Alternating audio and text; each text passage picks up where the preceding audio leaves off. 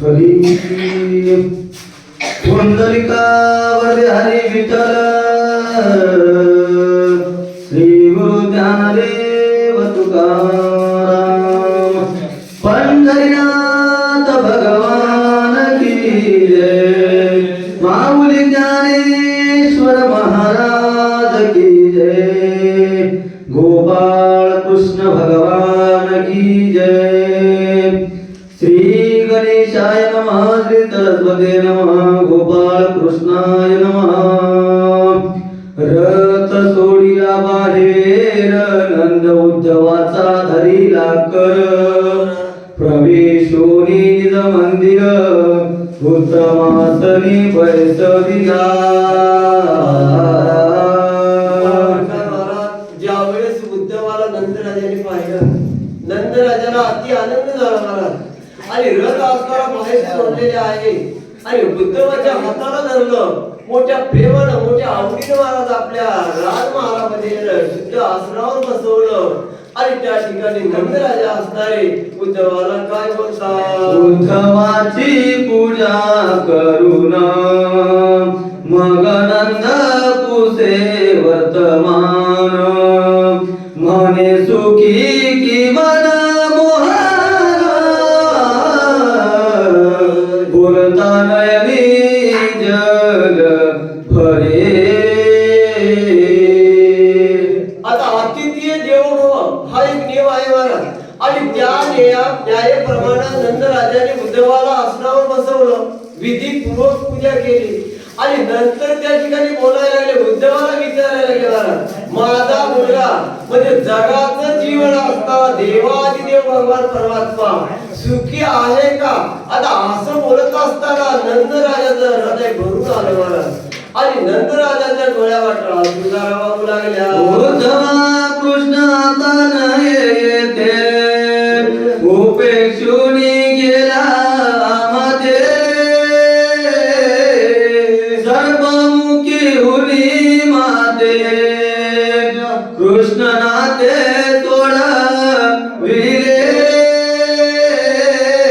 आता त्यावेळेस नंदराजाचं अधिकरण गहिवरलेले आहे आणि त्या ठिकाणी नंदराजा बोलायला लागले उद्धवा आता म्हणजे भगवान परमात्मा कधी गोकुळाकडे येणार नाही बरं काय कारण भगवंताने आमची उपेक्षा केलेली आहे आणि तो आमचा बाळ नसून तो जगाचा मालक आहे आणि तोच म्हणजे भगवान परमात्मा आता कधी आमच्या दृष्टीला दिसेल का एवढं बोलत असताना मला हृदय भरून आलं नंदराजाच्या डोळ्यावाटला सुंदरा वाहू लागल्या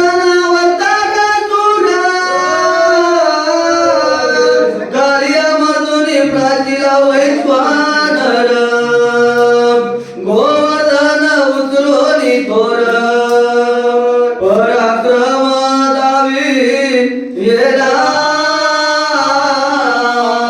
महाराज नंदराजा बोलत असताना कृष्णाची आठवण झाली महाराज आणि त्या गुणाचं वर्णन करायला लागले उद्धवा म्हणजे बाळाचं वर्णन गुणाचं काय वर्णन सांगावं अरे 12 गाव असताना अर्थ गेला गोवर्धन पर्वत उचललं एवढे आलेले विघ्न आहेत त्या गोकुळावर सहजपणे त्या विघ्नाचं निरसन केलेले आहे आणि एवढी लीला या ठिकाणी दाखवली आणि आमच्यावर कठोर मन केलं बरं काय आता दुःखी करणारा असणारे नंदराजा आपल्या मुलाची आठवण करू लागले होनी नंदा सांगत होय चोराई आली देता मथुरेचा हरी प्रताप समज उद्धव सांगेत यासी महाराज नंदराजा असं बोलत आहे एवढ्यामध्ये यशोदा माता बाई आली महाराज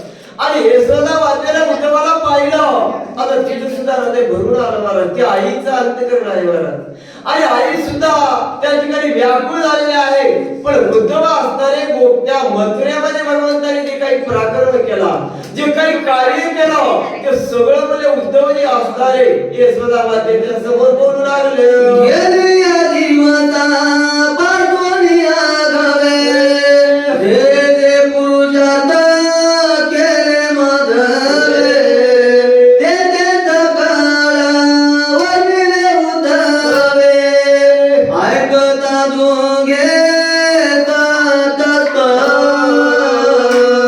म्हणून महाराज ऐकता दोघे तटस्थ म्हणाले. आता ज्या वेळेस भगवान परमात्मा भगवंताला अक्रूर आणि मथुरेमध्ये नेलं आणि मथुरेमध्ये गेल्याच्या नंतर भगवंतानी कंसाला मारलं, मुष्टिक चालून आणि सगळं जे काही कार्य केलं महाराज ते सगळं कार्य असणार उद्धव असणारे त्या ठिकाणी सांगायला लागले. आणि हे सगळं कार्य ऐकत असताना दोघांचं अंतकरण त्या ठिकाणी तटस्थ झालं महाराज. आता देह विरहित झाले आणि एकाग्र चित्तानं त्या ठिकाणी ऐकू लागले. माया मने काय करू विचार, हरी विना शून्य दिसे मंदिर.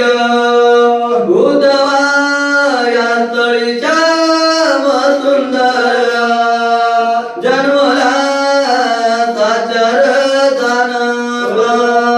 म्हणून महाराज त्या ठिकाणी यशोदा मातेचं हृदय भरून आलं, कारण भगवंताच्या गुणाचं वर्णन करायला लागले होते उद्धव. आणि त्या उद्धवाच्या मुखातून भगवंताची लीला ऐकत असताना मुलाचं आठवण झाली महाराज. आणि आईचं अंतकरण आहे त्या ठिकाणी हळहळायला लागलं. आणि यशोदा माता बोलायला लागली, उद्धवा अरे म्हणजे माझा बाळ असणारा, माझा सोड्या असणारा, माझा राजा मला सोडून गेलेला आहे बरं काय. आणि ज्या दिवशी तो गोपाल कृष्ण परमात्मा मला सोडून गेला ना, हे एवढं मोठं असणारं राजभुवन सगळं सुन्न सुन्न वाटायला लागलं उद्धवा. अशा प्रकारचा असणारी यशोदा माता त्या ठिकाणी दुःख करू लागल्या.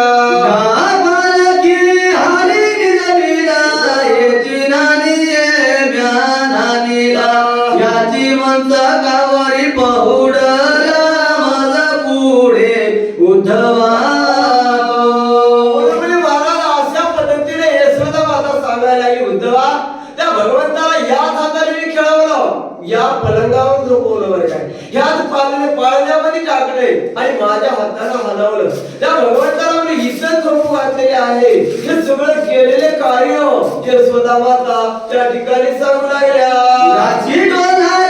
घडी घडी बसते पहा शिरीची मयूर पिछे, वनमाळी भार जासू वाटे मंदिरावगे दुमदमीत. म्हणून महाराज अशा पद्धतीने त्या ठिकाणी यशोदा माता सांगायला लागले. आपल्या बाळाचे आठवण झाल्यावर हृदय भरून आलं महाराज. आणि सांगायला लागली, उद्धवा याच मध्ये राजभवनामध्ये माझा बाळ असताना खेळायचं, याच पलंगावर मध्ये झोपवत होते आणि या हाताने या पाळण्यामध्ये याच गोलाल्यावर मध्ये त्याला बसवत होते बरं काय. आणि या हाताने या ठिकाणी त्याला घास भरवत होते उद्धवा. आणि म्हणजे हे सगळं काही दर्श्य असताना तिला डोळ्याला दिसायला लागलं, जे काही केलेले कार्य त्याची आठवण व्हायला लागली. आणि त्या ठिकाणी उद्धवाला सांगू लागल्या, कृष्णाची गोंगाळी पावा काठी, हेची गुजाचे हार धकत होते कंठी. कृष्णाची बालवे बाळले दिगोमाटी, माया दावित उद्धवाते. महाराजांना भगवंताचा असणारा लहानशी घोंगडी आहे, लहानसा पावा बासरी असणारे आणि जे काही कंठामध्ये असणारा हार, हे सगळं काही अलंकार आहेत महाराज. ते सगळे ती माया असणारे उद्धवाला दाखवायला लागले महाराज. आता बाळ गेलेले आहे पण हे सगळं खेळणं असणार माझ्या बाळाचं आहे बरं काय. हे सगळं काही असणार त्या ठिकाणी यशोदा माता मोठ्या प्रेमाने मला उद्धवाला दाखवू लागल्या. काढून उद्धवाची दाविली, मग करुणास्वरे हात पोळिली, म्हणे वनमाळी कधी येती. बरोबर महाराज ते सगळं काही असणार भगवंताचं जे काही कार्य होतं महाराज, ती घोंगडी दाखवली, काठी दाखवली आणि खेळण्याचं असणारं सगळं त्या ठिकाणी दाखवत असताना सगळं दाखवलं महाराज उद्धवाला. आणि पुन्हा करुणा स्वरामध्ये हात जोडलेले आहेत आणि यशोदा माता उद्धवाला बोलायला लागली, उद्धवा माझ्या मुलाची मला प्राप्ती केव्हा होईल, माझ्या मुलाचं दर्शन मला केव्हा होईल, अशा प्रकारचं बोलू लागले. गोविंदा कृष्ण यादवा, जगन्मोहन हरी माधवा, तुझ विना मी करुणार नवा,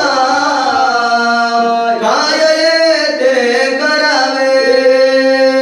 महाराज ती आई ठिकाणी अंतकरण भरून आलेले आहे, गयवरून आले महाराज. आणि त्या ठिकाणी भगवंताला करुणा करायला लागली. हे देवा, अरे गोविंदा, माधवा, केशवा, सगळ्या ब्रह्मांडामध्ये म्हणजे तुझं वास्तव्य आहे देवा.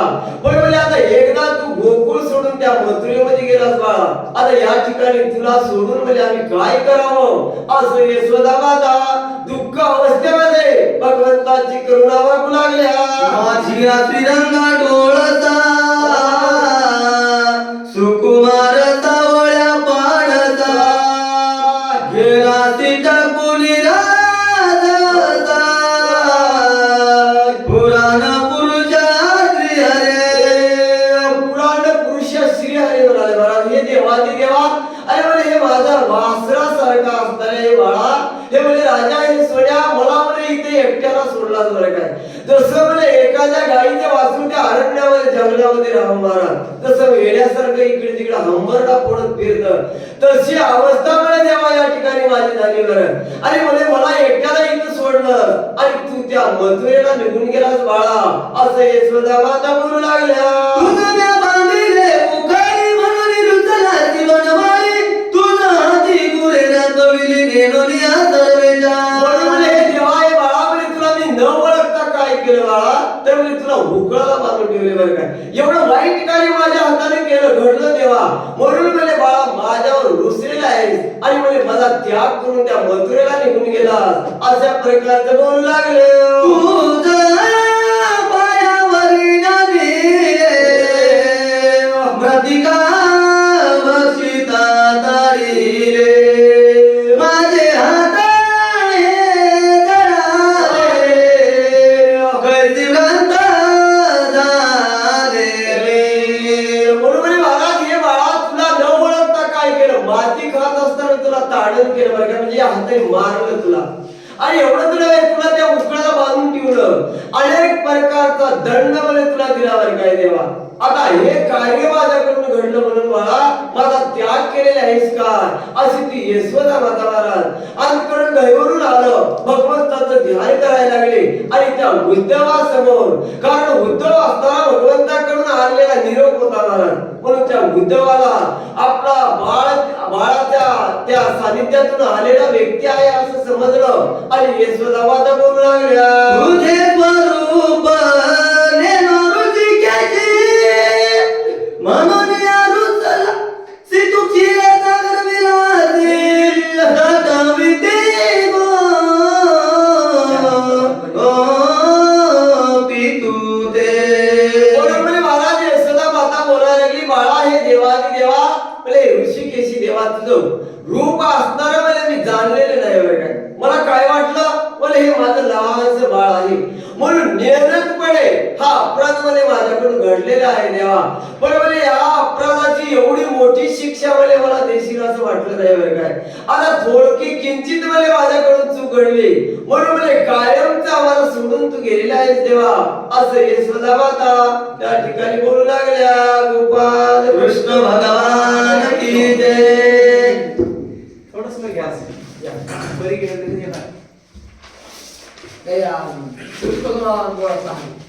स्लो मध्ये कधी छान आलती साली.